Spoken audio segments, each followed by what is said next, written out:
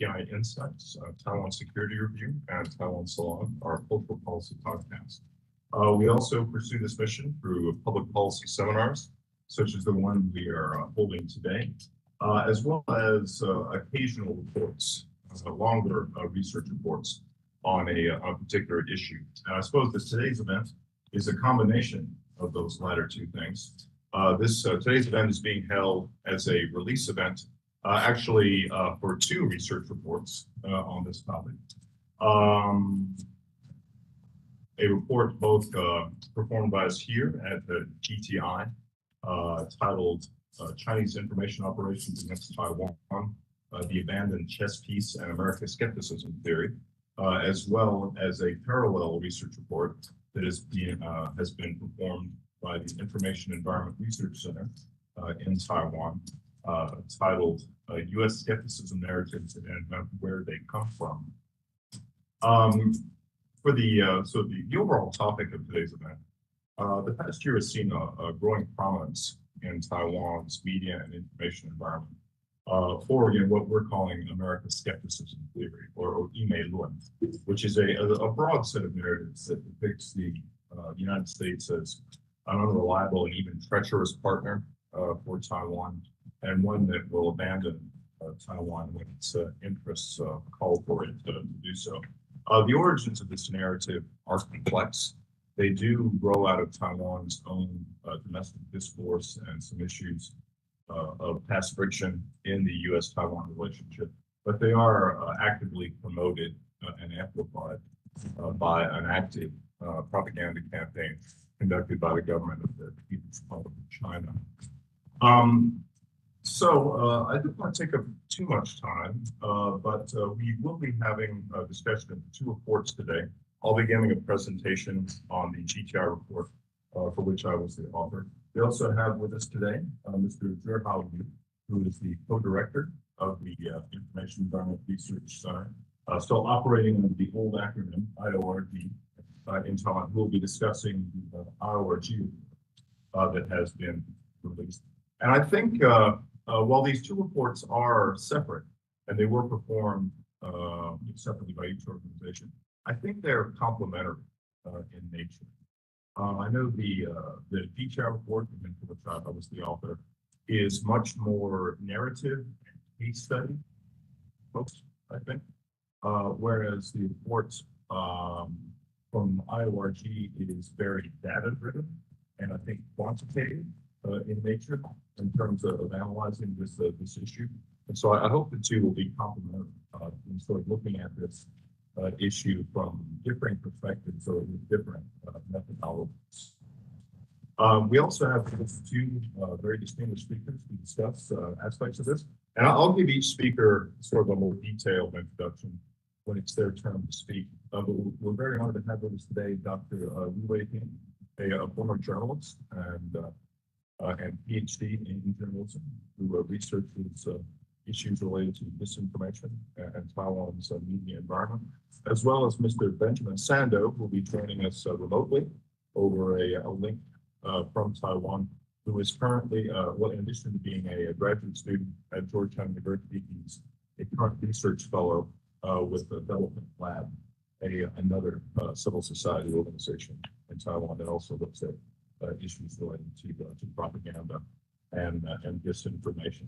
I'd like to give a special note. I think we have prizes due to Mr. Yu for traveling the farthest for anyone to be with us here today, having come from Taiwan, as well as a special note of thanks to Mr. Sando for joining us at a very uncivilized hour, starting this at 11 p.m. Taiwan time at the end of a very long day. So special notes of thanks to the two of you there. Today's format will be, I think, fairly standard for a think tank discussion. I think each speaker has a presentation. We will then speak for 10 to 15 minutes, maybe with some flexibility on the time. And then after that, we will go to a Q&A and a moderated discussion. I'm going to violate the usual format just a little bit, I guess, by being both speaker and moderator. But I will try to keep my own introduction relatively brief so that we can then turn to A final note to those watching us online through the stream. Wanted to remind you that you too are part of this conversation.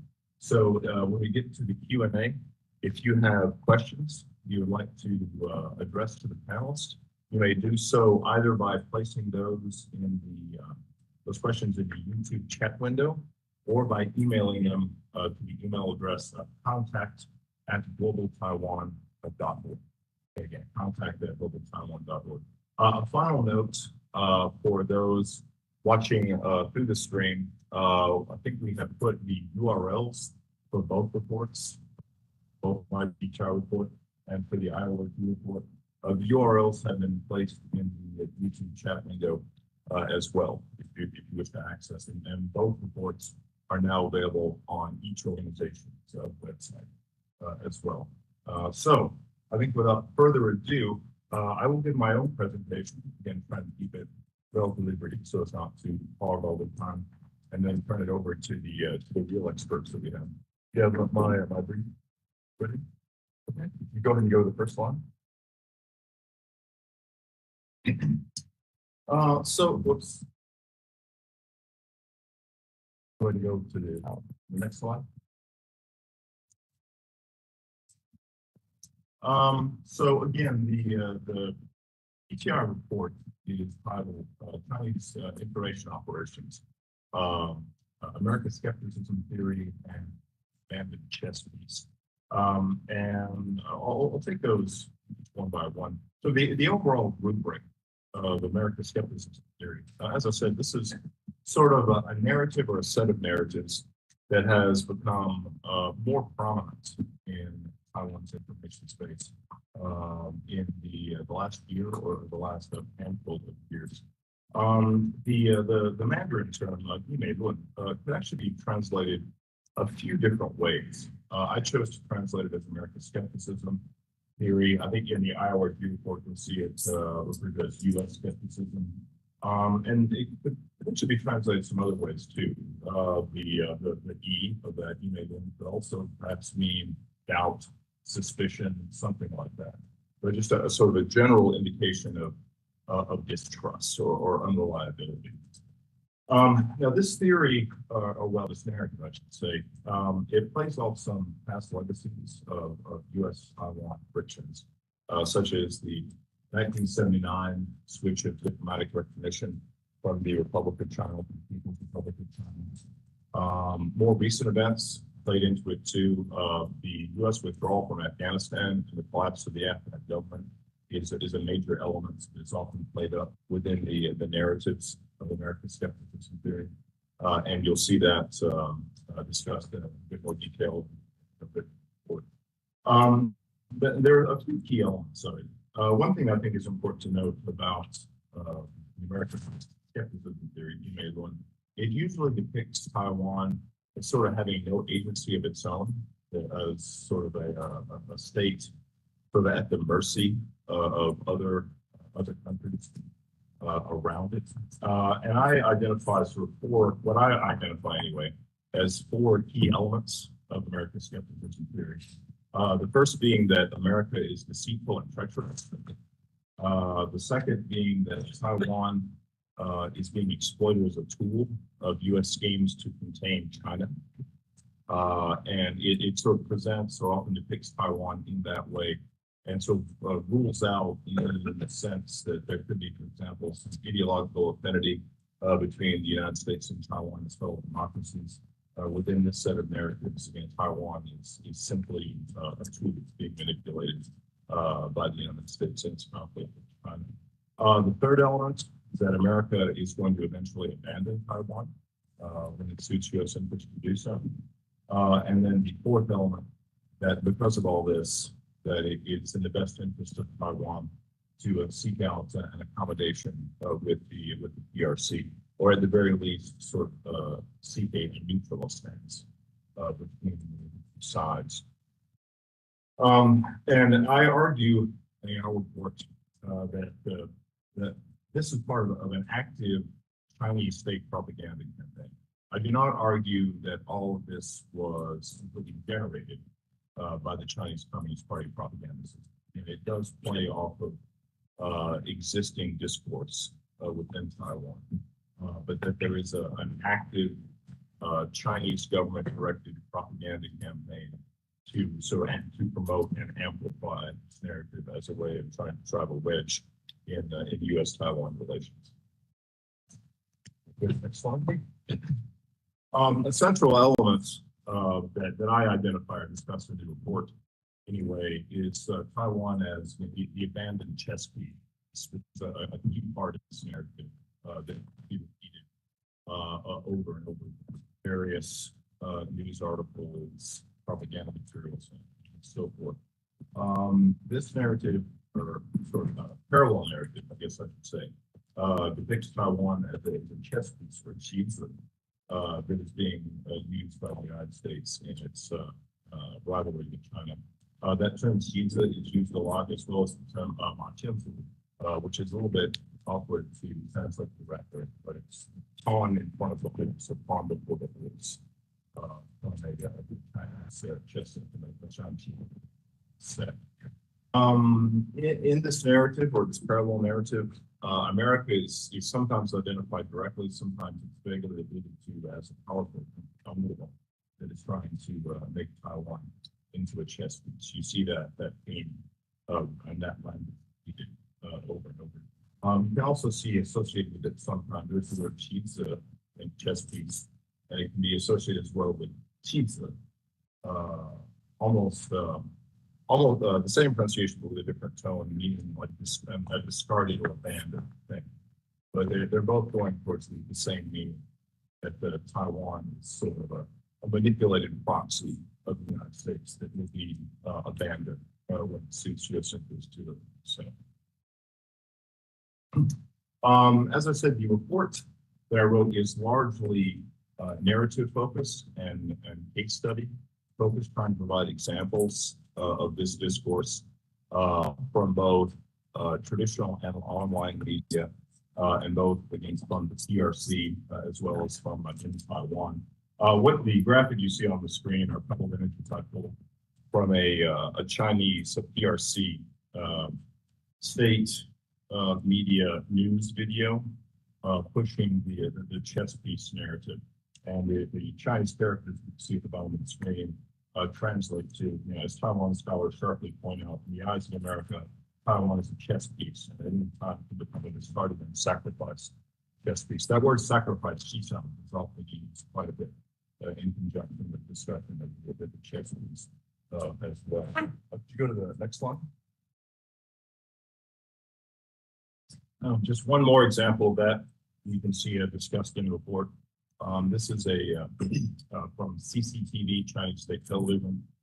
This is a news segment featuring an interview with an academic from Taiwan, a professor at Zhejiang, faculty member at the Shuxin University, titled "Taiwan Youth Don't Want to Be Pawns of Taiwan Independence Politicians."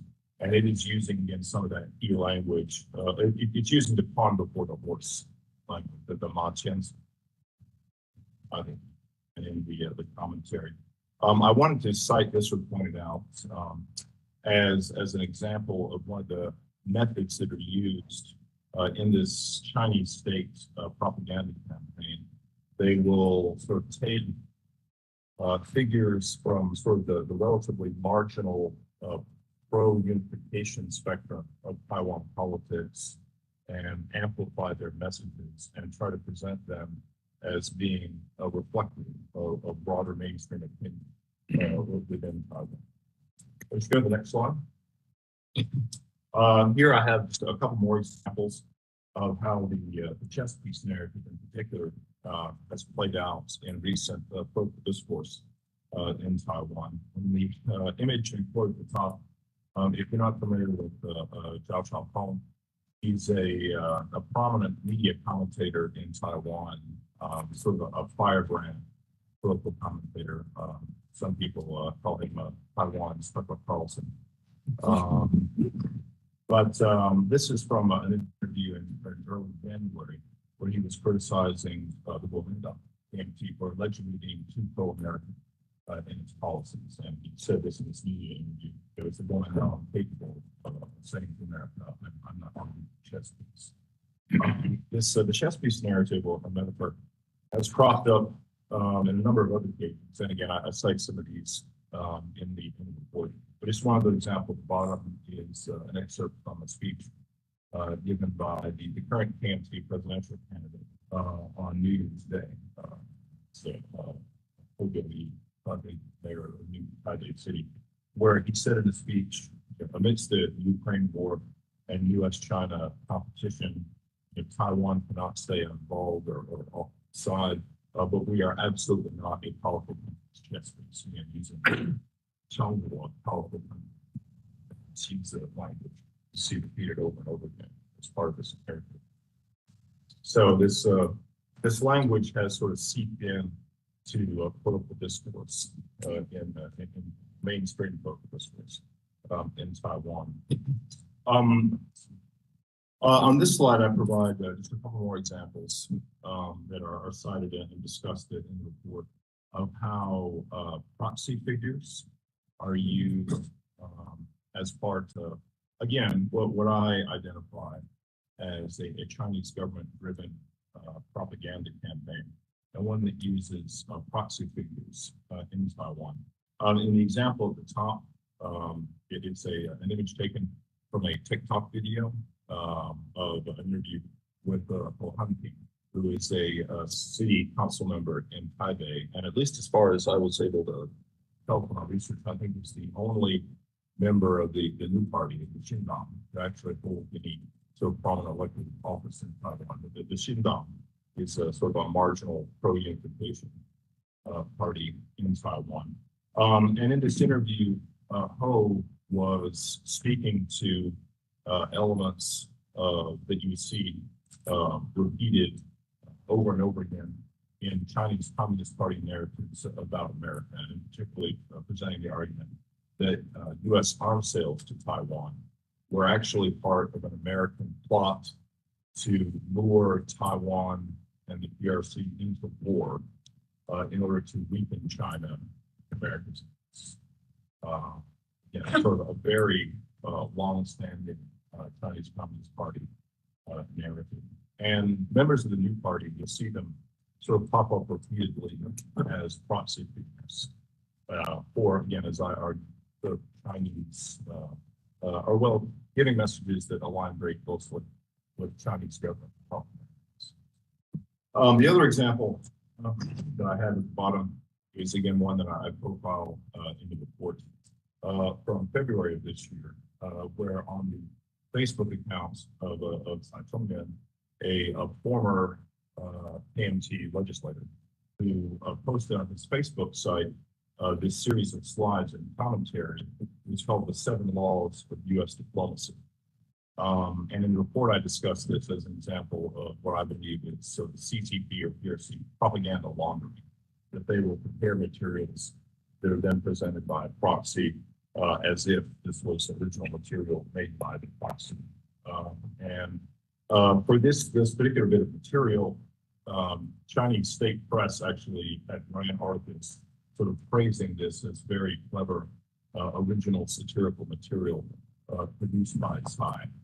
But if you look at, actually for both of these examples, for those who can read Chinese, you'll see in both cases the text that appears with them is in simplified characters that are used in the PRC, rather than the traditional characters more widely employed in Taiwan, which it's kind of sloppy. It's like not even making that much of an effort to hide where this material actually comes from. It's kind of lazy.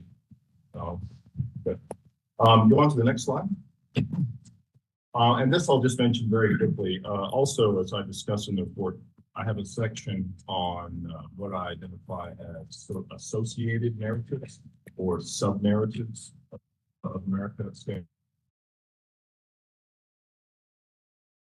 The idea that America is using Taiwan as a proxy to contain China, claiming China card. Sub-narrative paired to identify here with the criticisms made of the Democratic Progressive Party, Communist Party, for being sort of sellouts to America Sub-narrative 30, the U.S. military commitments speak, and also within that, I discuss sub-narratives on Afghanistan, or assertions that collapse of Afghanistan indication that America will not provide meaningful support for Taiwan, as well as criticisms of arms sales as being simply overpriced junk. Like America is selling cast-off equipment. Taiwan is basically the idea there. And I'm a huge fan of local cartoons from Chinese state propaganda outlets. I love them to death. Uncle Sam is always up to something nefarious. So you can see here how Uncle Sam is pushing Tsai Ing-wen to buy a junky cast-off American guns. And you can also see Uncle Sam getting ready to light a match to start off a war in the lower left. As these, some of these narratives or sub-narratives get more extreme, they lead up to the point where there's a thread in these propaganda narratives now that America actually has an active plan to destroy Taiwan. The American plan to destroy Taiwan is something that you've seen in sources. And actually, I believe, I don't want to steal anything from there. I think there are elements of that discussed in the title article report as well. So I don't want to take up too much time, so I'm going to conclude there just by saying that while some of the elements of this might seem a bit outlandish, I think it is true that American skepticism has come to occupy actually a common place in Taiwan's domestic discourse. I think some of the other speakers who speak that Dr. Lee, for example. But while I think a lot of this is, again, does grow out of indigenous political discourse, or domestic political discourse in Taiwan, it is being very actively amplified and promoted by the CCP propaganda system, and I would argue by co-opted individuals associated with that system in Taiwan as a means to drive a wedge between the United States and Taiwan. So I'm going to conclude my own part there, and I don't want to go over on time. I want to turn next to our other speakers, and particularly next to Mr. Yu. I'd like to give you a proper introduction here. We are lucky to have with us today Mr. Zhihao Yu. He is a software engineer and information designer and the co-director of the Taiwan Information Environment Research Center, formerly the Information Operations Research Group for IORG, based in Taipei, Taiwan. Mr. Yu coordinates scientific research, data engineering, community engagement, and international exchange for his organization, and directing their capacity for safeguarding election integrity and building greater democratic resistance in Taiwan. Mr. Yu is also a contributor to, I'm going to mangle this, GovZero, G0B, to GovZero, a civic hacking community in Taiwan, as well as an organizer of Facing the Ocean, a West Pacific civic hacking network. So Mr. Yu, I will turn the floor to you, sir.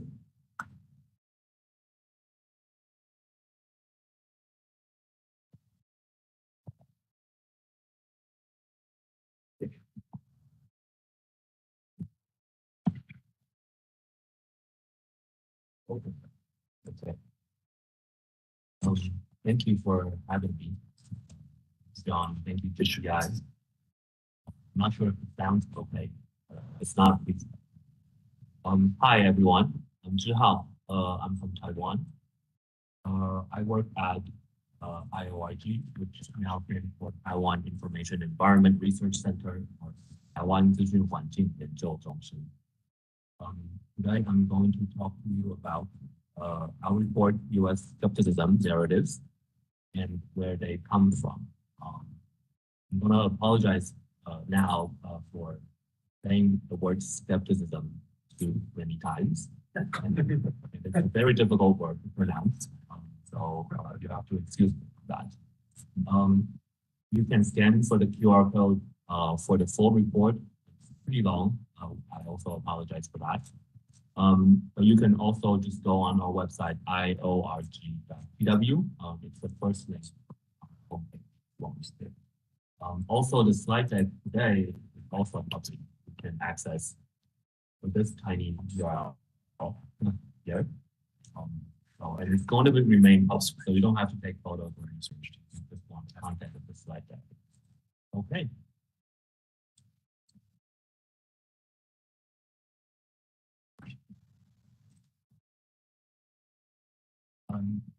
Next slide, please. So, as I was saying, I'm working at Taiwan Information Environment Research Center. We started in 2019 in Taiwan. We are currently a group of social scientists and data engineers.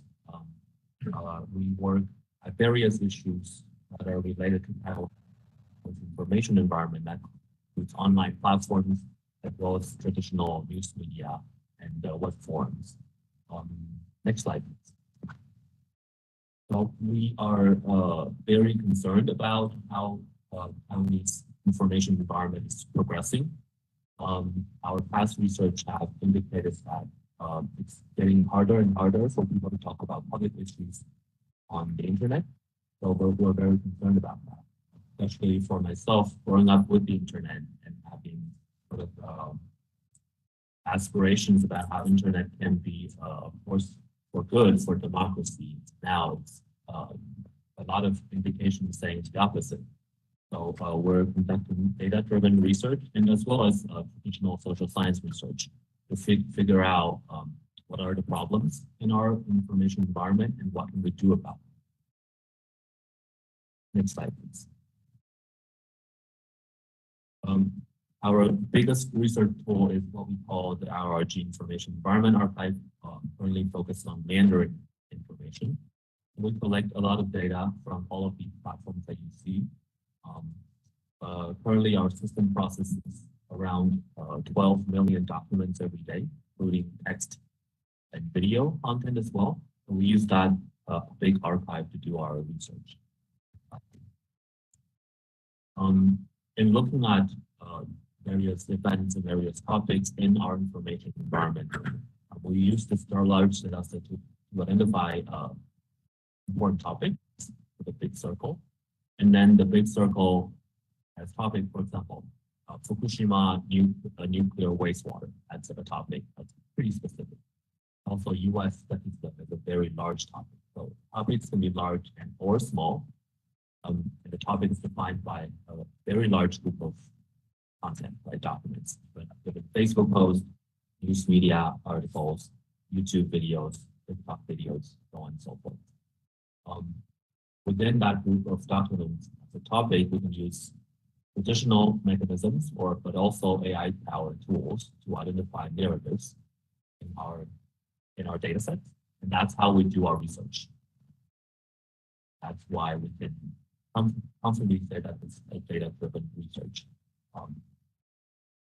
Okay, and with this sort of process, you identify topic and the trend of the topic. For example, when is a certain topic popular amongst Taiwanese people, or when it is not. And when we identify narrative, we also see the behavior of this narrative, saying that who is talking about this narrative and who is talking with what content. And that's what our research can also show.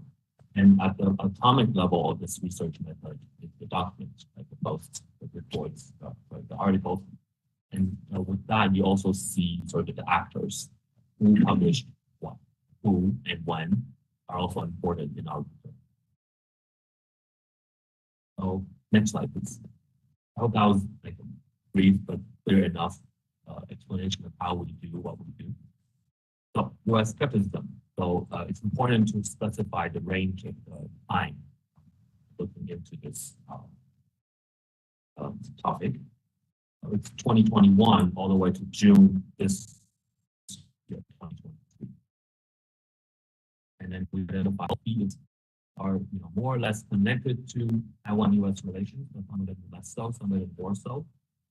And we identify 84 narratives, 84 concrete narratives from actual documents that are spreading in our information environment that we categorize as US skepticism.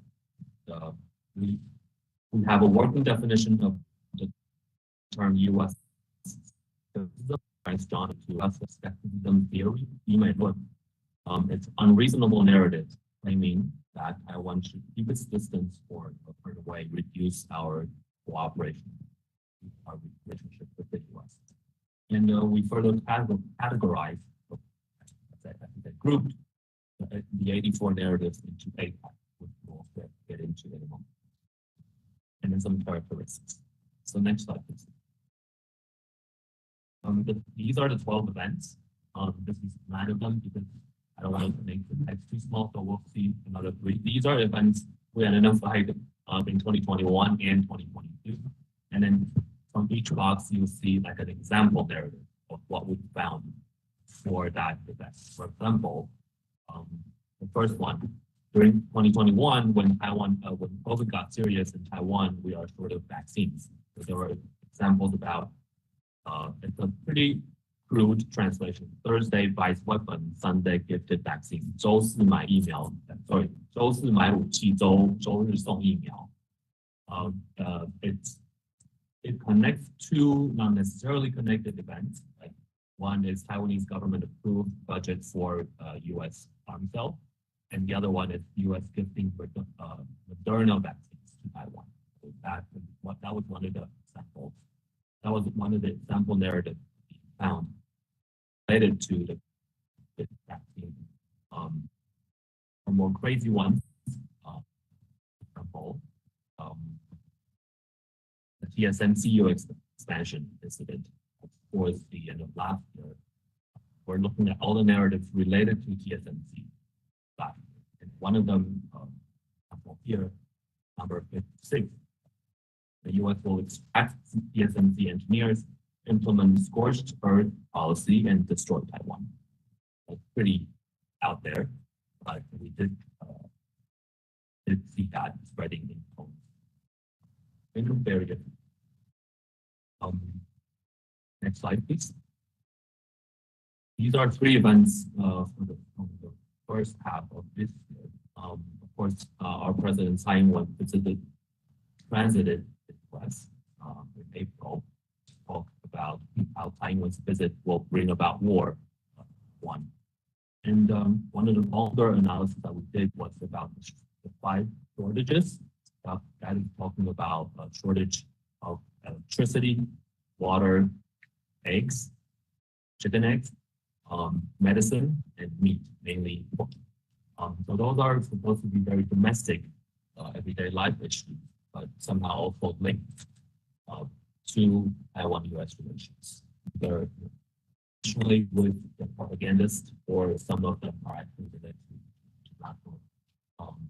For example, this one, number 83, says that Taiwanese people can't eat meat, can't eat eggs. Our government is cooperating with the U.S. plan to destroy Taiwan, making people eat bombs. And these are all very crude translation from the actual document. Okay, so I hope that that was 12 events from 2021 to the first half of this. So these are the 8 types. So these we came up with ourselves, and you'll immediately see that first type, abandonment, which is very connected to what John was saying about the abandoned chess piece. So you see these 8 types, and 4 of them are addressing the U.S.-Taiwan relations, the relationship between Taiwan and the U.S. And 4 of them are addressing the U.S. itself. Like those are 2 different things that different narratives can address. For the 4 types that are addressing Taiwan-U.S. relations, we're talking about the U.S. as a fake friend that will abandon Taiwan. The U.S. is colluding with Taiwanese elites that will ultimately destroy Taiwan. That is the characterization of this narrative on U.S.-Taiwan relations. For the 4 types that are addressing the U.S. itself, talking about the U.S., how the U.S. is weak, we cannot defend Taiwan. Will bring about chaos in the world, not only in talking about how the U.S. is not alternative to picked up by these narratives. And its action is being opposed by a lot of countries in the world for freedom itself. So these state types, we'll go into more detail later on in the final step of how these state types also correspond or resonate with other ERC propaganda that are not US skepticism. We think that corresponding is very important. Next slide, please. So we're data people, so we like to do these like very difficult to understand tables.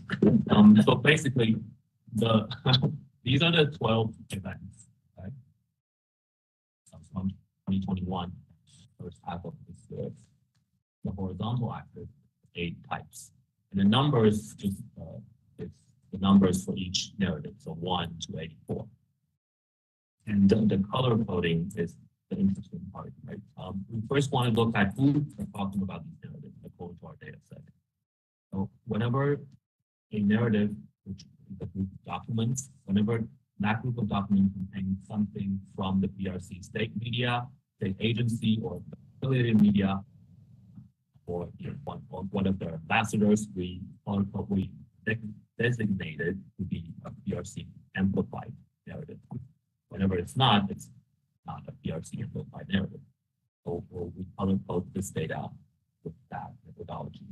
And you'll see most of these narratives are red, right? Meaning that most of these narratives have received notification from the PRC outlets. Some of them are blue, which means that according to our data set, at least, these narratives are not amplified by PRC, which is also a very interesting behavior to analyze. We'll talk about. We also did find some sort of PRC plus Russian official amplifications together on some narratives those are the underlying numbers, 35 and 37, which can be an interesting thing to do. Okay, so that is narrative amplification.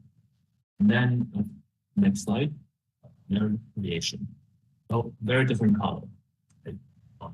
So the red one, again, created by PRC outlet. So the blue one, created by Taiwanese actors. So we need to, first of all, remind ourselves the distinction. The PRC actors are state-sponsored, state-backed or state-controlled, while the Taiwanese actors are not. They're civilian or private media. So very different from the start. So, color coding. So the red PRC, the pink Chinese, meaning that we can't find any concrete evidence that these outlets are connected to the PRC state or PCP, but still they're Chinese origin. Orange one, Russia state, the yellow, Malaysian, and then blue, Taiwan. So we see this graph looks pretty different from the last one, which is this one is very blue. Meaning that according to our data set, a lot of these narratives are created by Taiwanese actors, but they're just amplified by PRC actors. Remembering the last one. Next slide, please. So from these data evidence, we can sort of include some things. I'm hoping more from your expertise. One is that the PRC amplifies while Taiwanese actors create something that we can sort of conclude from the data. And the second one, we can look at what are the types that each of these group of actors like to create. And we found for PRC actors, they like to create fake friend narrative and collusion narratives. Saying again that the US is a fake friend that is colluding with sacrifice Taiwanese people or to destroy Taiwan, whatever. And while the Taiwanese actors like and it's a very anthropomorphic word, but let's say it, like to create collusion narratives, chaos narrative, and abandonment narrative. Again, US is colluding with Taiwanese, US is creating chaos in the world, and the US is abandoned. Okay? So those are the things that data tell. And we can further interpret the data to provide these two components. Over the years, we see the development of US narrative U.S. skepticism narrative avoids conflict. So, for example, in 2021, a lot of the narratives we see are abandoning Taiwan and using Taiwan. And then towards 2022 and 2023, more narratives talk about the disruption that I think signals the rising tension, either in our region or in the minds of the propagandists they want to escalate. Another thing that we are also interested in is why are Taiwanese actors creating and amplifying these narratives, U.S. skepticism. And our conclusion are four things. From the fact that Taiwanese actors create the most collusion narratives, we think that it's due to the polarizing partisanship in Taiwan society. And from the fact that Taiwanese actors create a lot of chaos narratives, we think that it speaks to a recognition of U.S. global power and the presence of war anxiety in Taiwanese society. Last, Taiwanese actors create a lot of abandonment narratives, which we think talks about a existing collective orphan mentality, which John was also talking a little bit about. An example would be the U.S. switch of diplomatic recognition from the ROC to the PRC in the 70s. We further argue that this sort of orphan mentality might be even more rooted in our society due to the roughly 400-year of colonial history in Taiwan. So yeah, those are the very brief conclusions that we want to present today. And finally, I want to talk about the pairing between types of U.S. skepticism and other PRC propaganda that are not U.S., that are not explicitly anti-U.S. So next slide. So now, type A and type B talked about U.S. is a frequent and will abandon, and sort of complementary, sort of to complement that. What complement? Yeah. China is the real family and has come to Taiwan's aid. So examples include in 2021, Chinese propaganda talks a lot about how China wants and are providing vaccines to Taiwan and overseas Taiwanese. In these two, one is U.S. skepticism, one is non-U.S. skepticism, PRC propaganda. We argue that these two together sort of combines and creates a more complete worldview for Mandarin speakers that might be more convincing. We present four variants here. One of them we talk about, and the second one is type B and type H. We exclude the Taiwanese elite will destroy Taiwan. Pair with that, the PRC propaganda talks about how the PPP government, the current Taiwanese government, is perverse. But this is our translation. The exact wording is 倒行逆施 and sells out Taiwanese people. You find more examples in the full version. The next slide. And type B and A talk about U.S. weak and not a democracy. At the same time, the PRC propaganda is talking about China is powerful, militarily, economically, and truly democratic. They have this 全过程人民民主 probably saying it wrong, but full process. And then lastly, type C and type G talk about the U.S. is source of chaos in the world and acts unilaterally. Again, sometimes true. At the same time, propaganda talks about PRC propaganda talks about China is the defender of world order, 捍卫者, 维护者, whatever they use, and promotes the democratization of global governance. UN, the national organization, talk about the 内命运共同, the shared destiny, common humankind. Okay, so that's the last thing I want to talk to you about today. Last slide. And then again, we use data science to talk about information manipulation in our environment. we're now calling for partners. You want to use our data in your research. You want to develop the archive with us. You are very welcome to email. Hi, I already got the findings there. The full report again is on our website. Thank you for listening.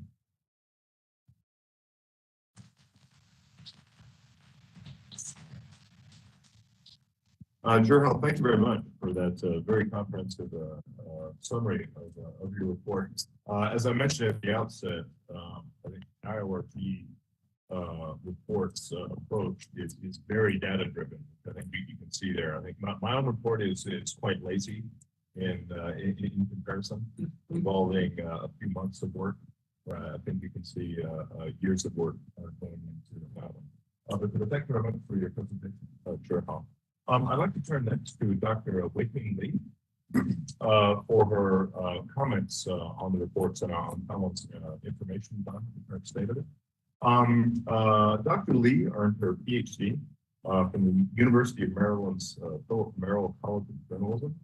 Her research interests include propaganda, social media content moderation, and digital privacy challenges. Prior to entering academia, she was also a consultant in the field of digital human rights. She has also worked as a journalist in Taiwan in a variety of media outlets.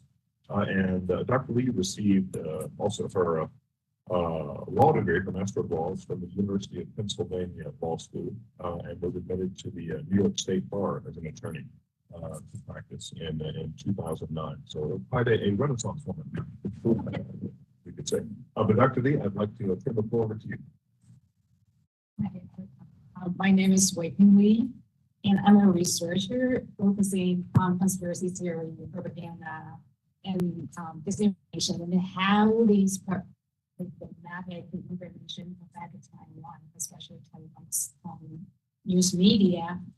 I want to thank you, John and the GTI for inviting me to this very inspiring, very exciting discussion about American skepticism theory. I also want to say thank you too for the privileges of letting me read the drafts. My comments will be divided into two parts. For the first part, I would go over my feedback on these two reports. And for the second part, I want to try to approach this topic from the angle of Taiwan's media. So, excuse me.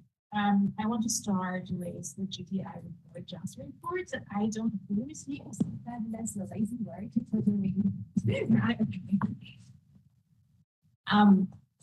Actually, I think this report offers very good, good encapsulation of the sentiment, the scope, and the definition of American skepticism.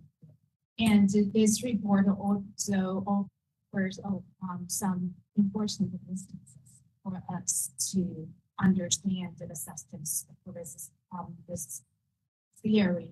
And it's quite a good starting point for us, for those who are interested in this phenomenon, to explore.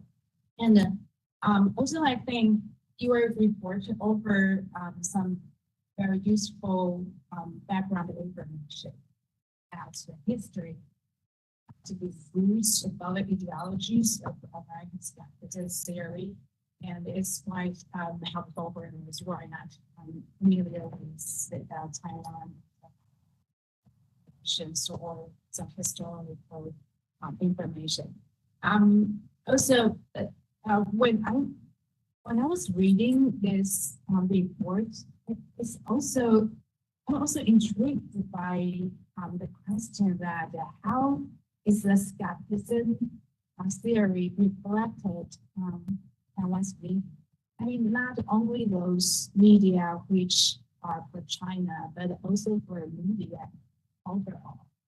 Are there other media who unwisely promote this kind of theory? Or do they have any resistance, truth, and skepticism. So I think your report could inspire a lot of further research on this topic. And for IORG's report, thank you for all this hard work. And I really like the categorization of the narratives. I think that the 8 types of narratives are really useful and for further research to dive in.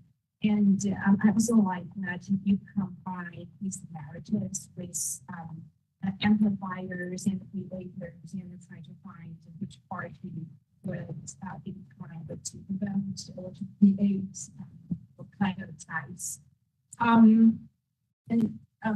But I also think I'm very interested in how IORG define creators, buyers, and also how to confirm if this messages, this information is really very first created by some organizations, because in our basic information study area, it's always a very vexing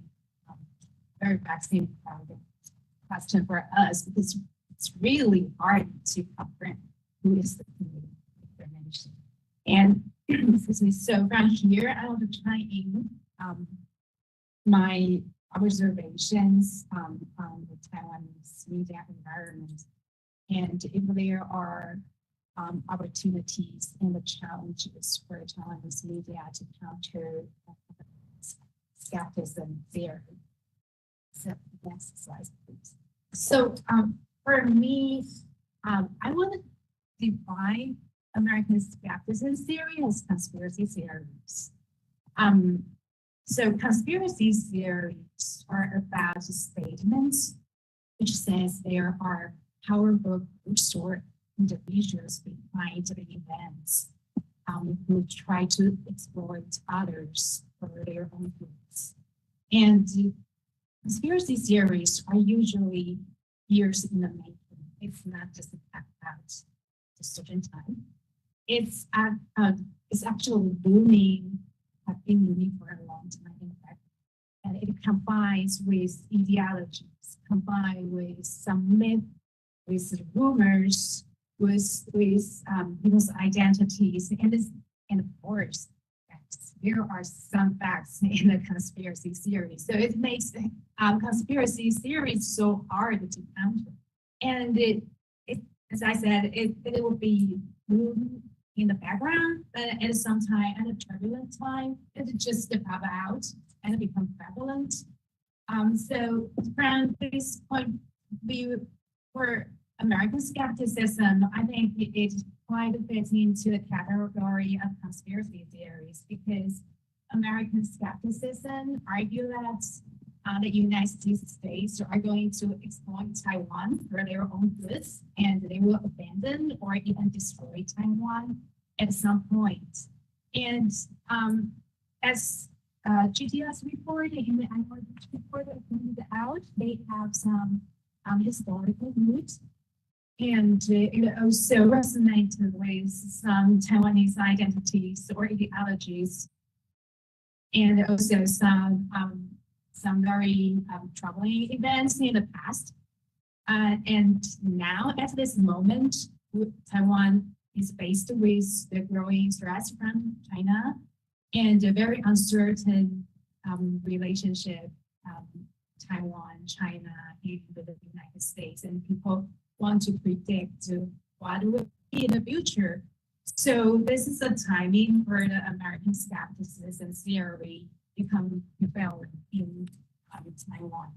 So next slide, please.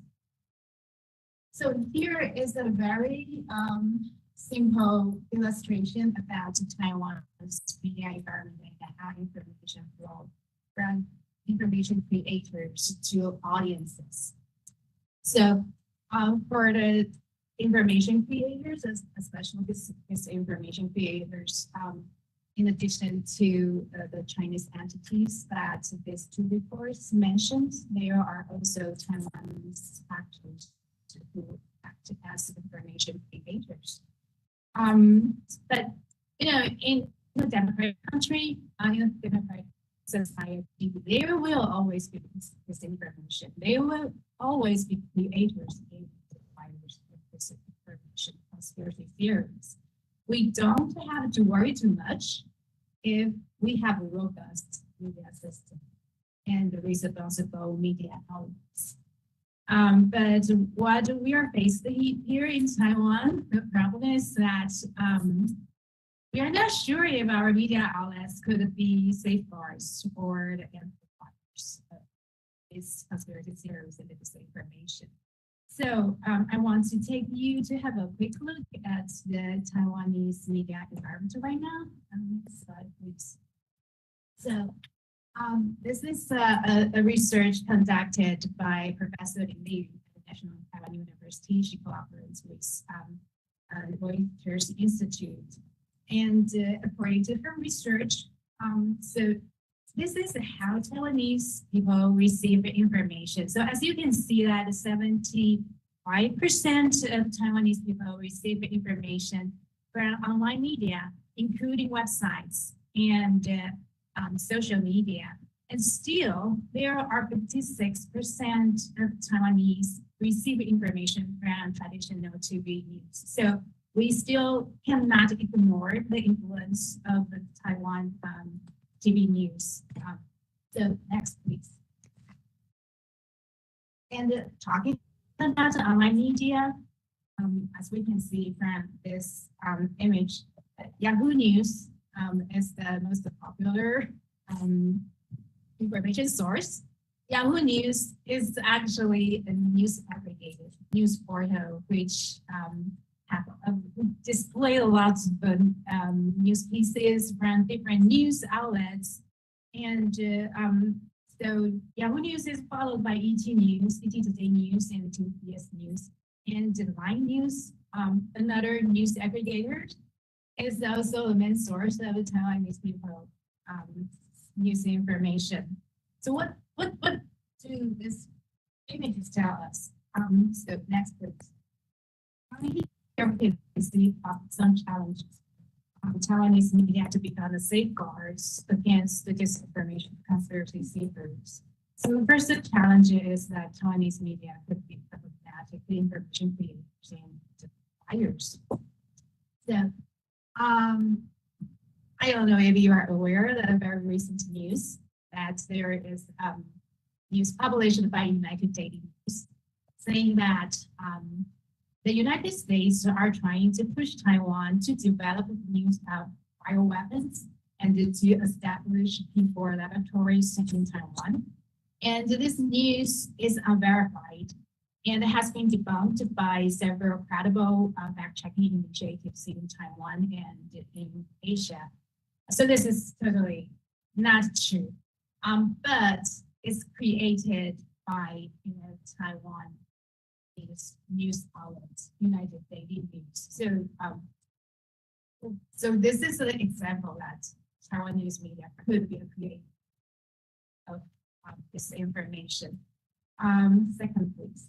Next, please. Yeah. So the second challenge is that now we are faced with very fragmented media environment.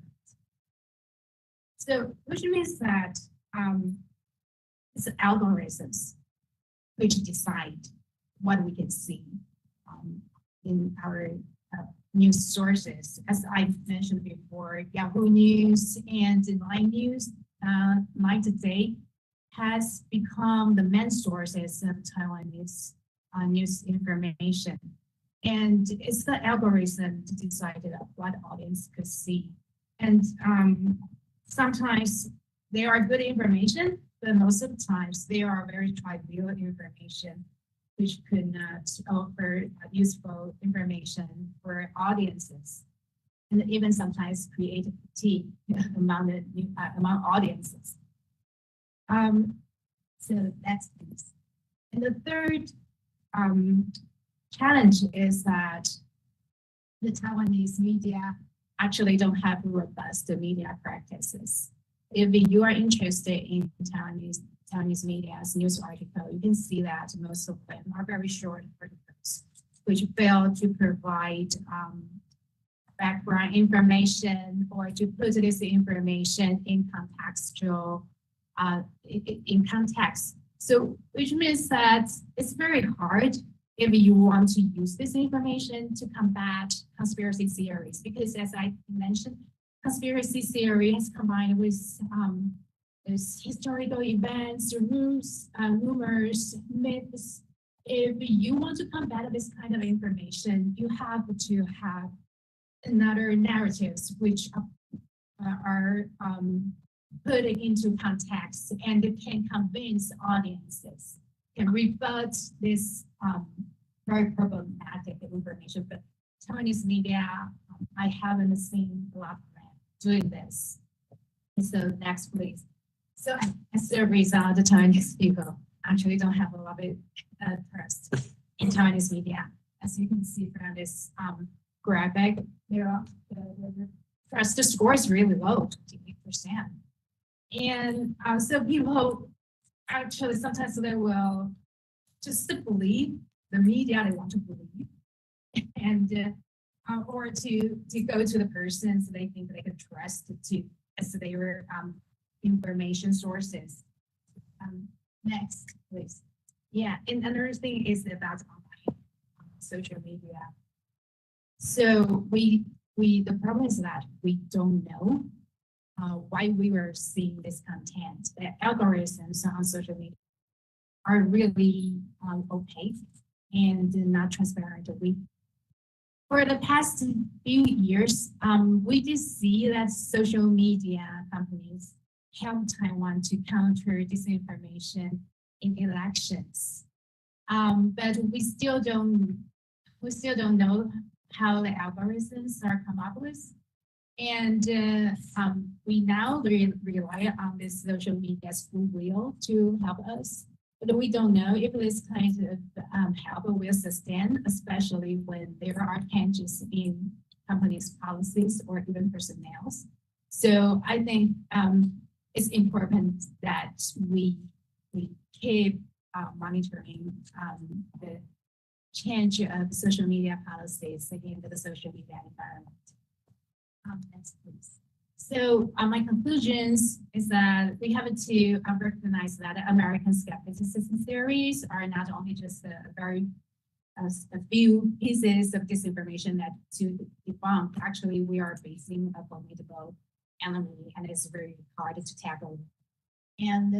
And what we can do now is to improve our media practices and the media structures. That's another seminar. I won't go into there, but what I want to say is that although I am somewhat pessimistic about the Taiwanese media environment, but I do see some hopes because they are still very talented reporters, very responsible media organizations trying to do in-depth investigative reporting. We need to support this news organizations and give them more resources or making them more known to audiences.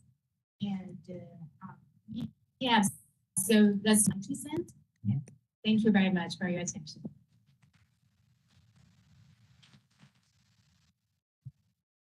All right, Wei Ping, thank you very much for that discussion. I think that the discussion of Taiwan's media environment certainly helps to put all this in much better context for understanding. So thank you for that. I've jotted down a couple of questions I might have for you if we have time in the Q&A.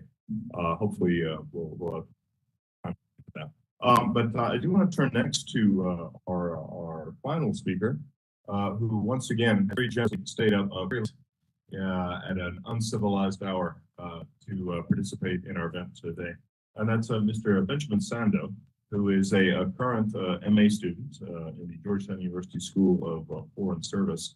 And he has been taking a little bit of a break from his studies with Georgetown over the past year to work as a research fellow with Double Point Lab, a civil society organization in Taiwan dedicated to strengthening Taiwan society's resilience against online disinformation and malign Chinese influence operations.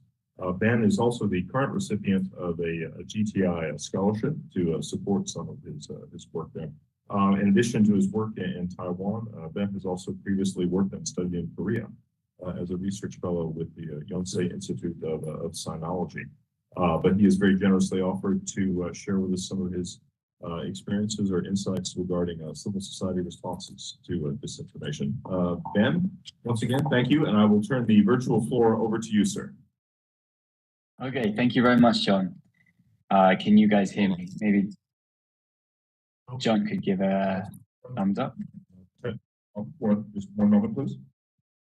Sure.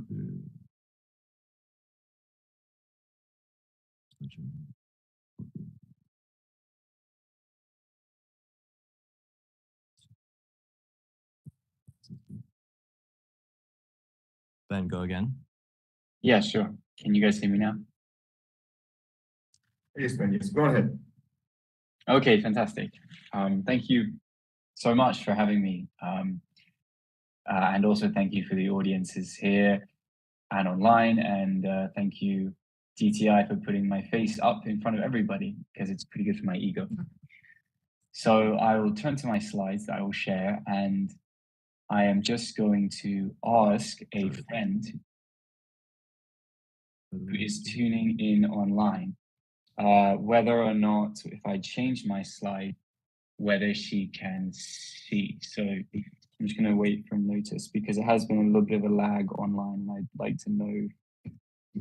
Okay. Apparently she can hear me well.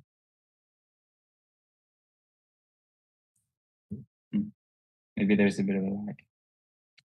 Okay. Well, I'll go in. I'll see how it works.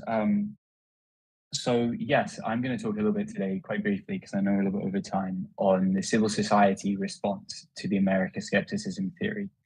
We've heard from civil society actors here today, and I'd like to talk about this space broadly. In addition to my work with Doublethink Lab, I am a GTI Taiwan scholar, and I'm investigating this space. I'll write a report, and which will be available for the end of this year. And I've done lots of field interviews to try to get a sense of what people are doing. So the most important question I need to answer right now is, why am I here? Why do we examine Taiwanese civil society, especially in the context of the American skepticism theory? Well, from a normative perspective, it's a very vibrant space that's attracting a lot of attention from international observers and media, and it demonstrates Taiwanese people's embrace of their own liberal democracy, contradicting PRC narratives that Taiwan is simply a pawn of the US. It's also innovative. There's a broad uptake of technology, including machine learning and AI, and also software tools to provide social good. And you've seen some of that today with Chahal's amazing IRG report. But most importantly, for the purposes of this discussion, we talk about Taiwanese civil society because it challenges PRC interference in ways that the Taiwanese government cannot. Now, this is not just some flaw of the Taiwanese government. This is a flaw of democratic governments everywhere. And it's one of the reasons why democratic governments have been slow and ineffective in responding to information operations. Why is this? What are the shortcomings? One of these is that liberal societies don't allow their governments to be the arbiters of truth. So we don't allow our governments to decide what narratives are true and which are false, even if they run against the security of our own nations. We also don't allow governments to be the primary authors of news. So we cannot allow governments to provide us narratives which may be beneficial to our own security. And finally, governments often lack the legitimacy or the capacity to organize certain collective action.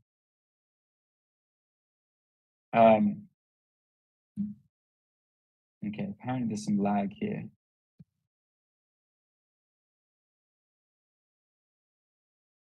I hope my audio is okay at the very least, if not my slides. So in every respect, these civil society is able to make up for these shortcomings. in a way that doesn't actually contradict with our liberal democratic norms, in fact, upholds them. And so Taiwanese society is a society that, yeah, can. Give us just one moment where the audio is not very good. We're going to see if maybe if we go audio only with your connection, if that would improve the audio quality.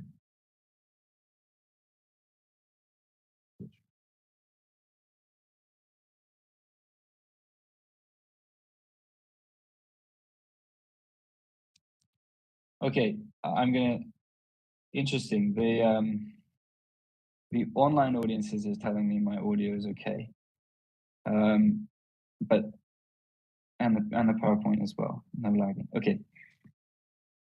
So you guys, I suppose you can't see my slides from the audience in person. Actually, for the in-person audience, we can still see them. Oh, okay. All right. Yeah, but go ahead, Ben. Sure. Okay, so what I've done is I've roughly organized civil society activity into 3 areas, which I've called the 3 builds. And I just want to say, if this sounds like a party congress slogan coming from a Chinese Communist, party congress, then I assure you that any similarity is purely coincidental. So the first of these builds is about building a scrutiny of mis and disinformation. The second one is about building reliable sources of news on Taiwan. And the third activity is about building individual autonomy for Taiwanese. What do I mean by these? Firstly, there is a network of civil society organizations which are focused on blunting the effects of PRC information operations, either work done to amplify or create anti-American narratives. This activity includes fact-checking, researching information operations, or promoting media literacy. Taiwan Fact Check Center, COFAX, MyGoPen are very prominent in fact-checking. IRG and Doublethink Lab researching information operations, and all to some extent engage in media literacy campaigns. I'll say that if you're very interested in learning more about fact-checking as an endeavor, I encourage you to read articles by Dr. Li, who's here today, and Dr. Chao-Ning Su, who is a Taiwan scholar this year as well. These articles are on the slides if you can see them. If not, please, I can share these slides with you later. There's a second activity. The second build is about building reliable sources of US-Taiwan news. Ben, I'm very, very sorry. My apologies. The audio connection is very poor on this end. It's often there's a lot of buffering. So my apologies to you. I think we might go to the Q&A or start that discussion. I'm very sorry to cut off your presentation, but I think we'd like to maybe get your slides and we could perhaps post them afterwards. So my apologies, but Yep. The connection is very poor. Yep, sure. But with that, I guess we'll go to the Q&A and our discussion involving our audience, both here in person and online. Once again, as I mentioned at the outset, watching the stream and have a question you present to the panelists, you can either do so by putting a question in the YouTube chat window or by emailing it to contact@globaltaiwan.org, and we'll try to incorporate some of those questions as well as those from our live audience. I think I'll take a moment to exercise the traditional moderator's prerogative to present a commenting question to the panelists. And I will say, in reading the IORG report, after I had written my own report and then was reading the IORG report, and then Wei Ping's very detailed comments, which she very kindly shared with us on those, they were very helpful to me and actually caused me to rethink some of my own thoughts. In the past, I've done research work about the Chinese state propaganda system, and I'm probably too comfortable swimming in that lane. And so when I began working on this topic, I sort of approached it with that expectation or perspective. And I think one of the things that again, the IORG report and Wei Ping's comments were very helpful for to me was making think more about the extent to which some of the narratives discussing may actually, grow out of Taiwan's own domestic discourse and then might be played up or amplified by other actors and by the Chinese state propaganda system. But so I wanted to see if I could draw a little bit more some of your thoughts or comments about this question. Well, again, which is discussed in the IORG report and that Wei Ping commented on of sort of narrative creation versus amplification. Sort of like who is it that's creating these narratives? And then from there, who is it that's promoting them? And perhaps either if you wanted to take this example or use another one, but in Wei Ping's presentation, where she mentioned the biowarfare lab disinformation story that was in Taiwan media recently. And again, if you're not familiar with it, over the past month, there was a story in Taiwan's media that sort of played up the idea that the U.S. government was sponsoring a biological warfare lab in Taiwan. And there were some documents, or what seemed to be faked documents that were sort of in support of the story of Taiwan government officials discussing this. And again, either taking that story that started in the United Daily News, or if there's another example you had in mind, I want to see if I could draw a little bit more any thoughts you had of the sort of the source of stories like that. Again, is it something generated within Taiwan, or are there, in some instances, outlets in Taiwan that may be taking PRC material and then sort of republishing it or promoting it? So, how do you see disinformation stories like that? So, like, what do you see as being the origin or the source of those? If you can draw a clear conclusion, it's probably a much messier picture than that. But do you have any thoughts on that? It's indeed a very impressive picture. As I said, it's really hard to be sure who are the creators. And for my own research, because my dissertation is also about the COVID-19 origin, who are promoting this series and how they are transmitted in Taiwan. And I found that, of course, we cannot deny that some of this information might be from China, but some are actually rumors in Taiwan. And we need to further ask about the intention. For those who are transmitted in Taiwan, those sources are not necessarily meaning to promote this information or to resonate with China. Sometimes they are just very sloppy media practices. And this kind of sloppy media practices, they just grab some rumors and publish it online and contribute to the very big stream of disinformation. So I also want to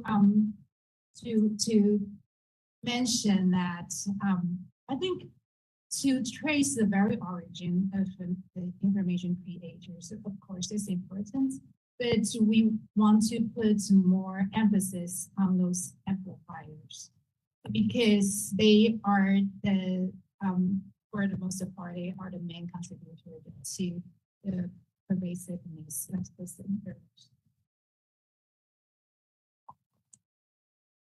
All right, let me open up the Q&A to our audience. If any of the members of our audience have a question, perhaps the young lady in the back, could someone give her a microphone?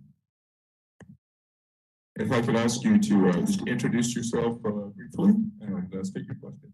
Sure, thanks. Thank you all. My name is Kirsten Astle. I work at a China-focused political risk advisory firm here in DC. And I was wondering if you could speak more about the America's skepticism narratives within the current election.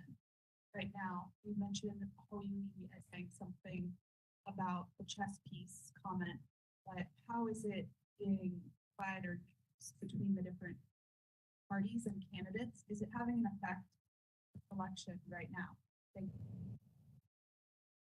Okay, I'll open that up to any of our panelists who would, if you would like to comment on it. And actually, Ben, can you hear us? Is our audio connection up and working a little bit better now?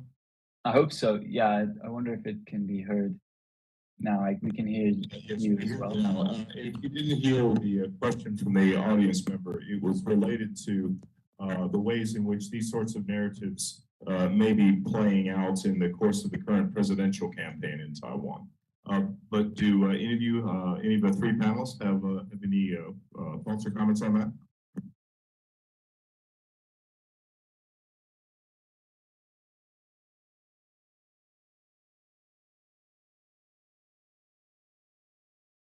Well, for answering all, and then, of course, yeah, and then you can do that, that neither present or answer questions, or then.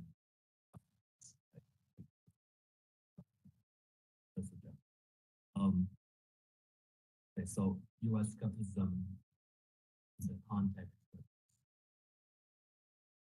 of, I think to put it very bluntly, the U.S. is, Taiwan is often perceived that the DPP is the U.S. supporter, while other parties argue that they want equilibrium between U.S. and China, or politicians in Taiwan that says this kind of stuff. First of all, you don't have the credibility of that or the feasibility of so-called equilibrium. Taiwan in the middle, U.S. here, China there. That's the feasibility of that. No, it's being proposed by politicians in Taiwan as alternative to Taiwan being favorable of supporting the U.S. Multiple polls still show that overall Taiwanese societies are Taiwanese society is pro-U.S. It's supporting U.S. It's seeing U.S. in a more favorable light than the PRC. But there are politicians. Of course, there's the even more minority one voting petition, but actually annexation, either cooperation. China. One of the politicians, the chairman of the TPP, proposed to reopen the goods and services trade agreement with China, which were heavily criticized back in 2013 and 14 in Taiwan. Ironically, he was one of the politicians who opposed the idea of having a trade agreement with China back then, but he proposed it. I think at least his party or his party supporter is proposing to reopen that negotiation. So again, to sort of draw distance from. But that's all Taiwanese politics at play. So because usually Taiwanese elections gets really it's crazier and crazier towards the end of the year. For the last 3 months, and you have to pay extra attention to what people are talking about. Narratives are not only being said by politicians, by media in Taiwan, but also by PRC actors. That's also why we did the 5 shortages analysis first. We're worried that domestic issues are also going to be a big focus for presidential ongoing will display. Okay, thank you. Let me turn next. How about this gentleman here in the back? Could someone get a microphone? Get a microphone to this gentleman here. My name is Jim Wu. I come from academic center from Institute of American Studies, and I currently visit Stevenson Center. The first point I want to make is a short comment. I think there is a close relation between the partisanship between those who are penguin supporters and who tend to believe in, who tend to more US skeptical, and those who are penguin supporters, they tend to be think or consider US more credible. In fact, we have two ways of survey, which can be found in the website called American Portrait. You can find the national survey. And I actually like the presentation of both panels and the comment a lot. And I have one question for Mr. Yu. I would very much to know what would be the data source of your data and how you categorize in different groups in 8 types and a lot of groups, and how you choose the events. And I can have more better understanding how the criteria, how you categorize and how you select them. Then I think it will contribute by understanding. Thank you.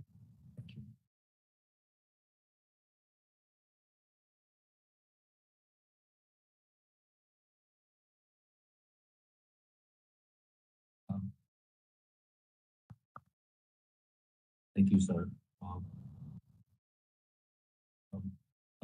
As my presentation was saying, our data set is a cross-platform Mandarin document archive. Most of them from online sources, Facebook, Taiwanese media, PRC state outlet, media outlets, as big as Xinhua or Huanqiu, also smaller like provincial news websites. According to this list of over 1,300 institutions, PRC's 网信办的网络信息办公室, their internet regulator, they publish a source and a list of credible information source. We use that list to sort of track PRC outlet content. There's also web forms in Taiwan that people use, B or B card, the cross-platform database.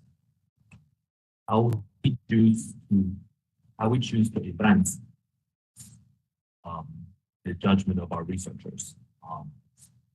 Most of the time, big political event in Taiwan. There's definitely events that we don't have any report on, so that might be the places where we miss some of these narratives that might contribute to today's discussion. But again, we have limited researchers that can only do so many reports per year.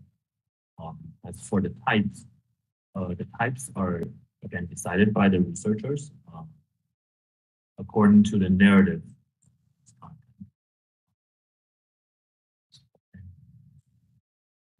Yeah, there's really this really depends on how the researchers see these narratives and decide which type it goes to. But usually each type would have important key phrases, I would say.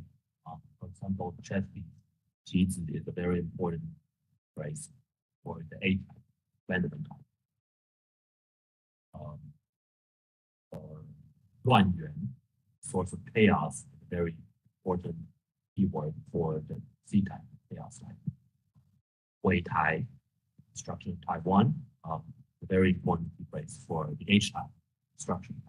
So usually these important or significant key phrases sort of emerges the more we look at the raw data and sort of an iterative process.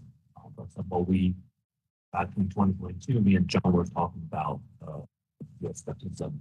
At the time, we only have had around 30 narratives. There were only, I think, 5 types. And over the years, when we investigate more narratives in terms of both their content and their behavior in the education environment, we know more about the span, scope of our research, hopefully for more readers about the existence of narratives, but also the credibility of it. And it's the beginning saying we want to focus on the unreasonable or the manipulated narratives, because there are a lot of credible and discussion-worthy topics about Taiwan-U.S. relations. Right? Those are the things that is necessary for our democratic society. We want to focus on the unreasonable, which might be various logical problems or the lack of evidence, or the manipulated narratives that are, evoking emotion, evoking the fear of war narratives. Those are sort of our criteria of using the 84 U.S. skepticism narrative that we presented today. Thank you, Jerhal. We are coming close to the end of our time. I think we can run over just a few more minutes. I haven't gone perhaps to this side of the room yet. Let me, how about the gentleman there? Hi, thank you. Andrew Calkins, unaffiliated, frequent traveler to Taiwan. I was just wondering, from you's initial report, they had a presentation. I could see that you were doing this presentation to Japan and Korea as well. At least you say had the titles in Japanese and Korean. Actually, I was wondering, in general, what, particularly Taiwan's neighbors, what both response as well as what is their involvement in terms of helping either the disinformation campaign and going against that, or giving other positive messages as well. What are your thoughts on that? Yeah, I think actually, I think I was actually in Taiwan in July, and I participated the conference held by Taiwan Fact Check Center, where they invited different fact checking organizations all around the world to Taiwan. And I found that Taiwan's experiences are quite valuable to other countries' fact checking initiatives, because we are also faced with similar problems, issues, because China's campaign are not only targeting at Taiwan, but also other countries. And also, I think there was a Ukrainian scholar talk to me saying that they really want to know how Taiwan tackles these issues, because there are some narratives in China's conspiracy theories and resonate with Russia's conspiracy theories. So I think it would be very valuable if we can have this kind of international collaboration to compare these narratives and to compare how we tackle these issues. It will be very, I think it will be very great if we can have this kind of initiatives.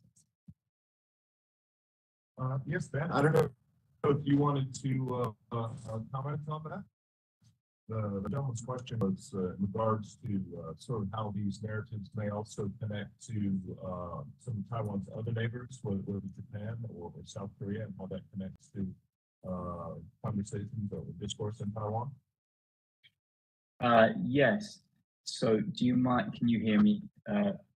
Maybe just give me a, John, can you hear me okay right now?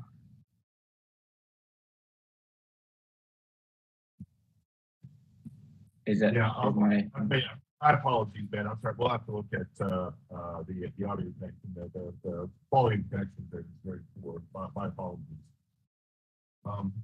Well, with that, I think we're a little bit over on time.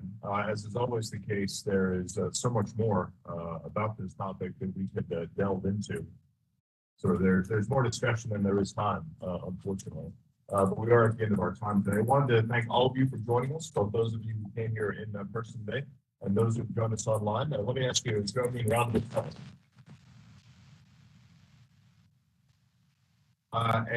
For all of you interested in the programs that GTI does, I would advise you to keep an eye on our website. And also, we will be having another public policy seminar in 2 weeks to look at issues connected to cultural diplomacy and Taiwan. So keep an eye out for that. Thanks to everyone for joining us today.